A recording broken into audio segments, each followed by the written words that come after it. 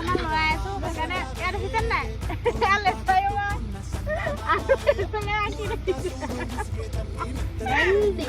গছজোপা ক'ত আছিলে?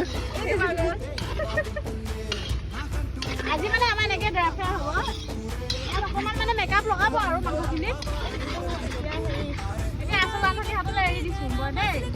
নমস্কাৰ কৃষ্ণ কৃষ্ণ মই পইচা পাতি নিদিয়া ৰান্ধনি হাত চাত পুৰি পেলাই বনাইছোঁ আৰু এইফালে আমাৰ কি কি দালি নেমু পিঁয়াজ মাংস ন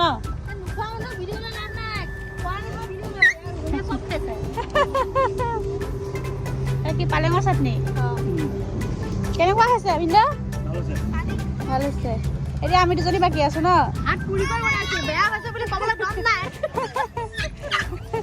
আৰু আমাৰ ইহঁতকেইটাক ভাত দি ললো কিন্তু মানে এতিয়া আকৌ চৰি আছে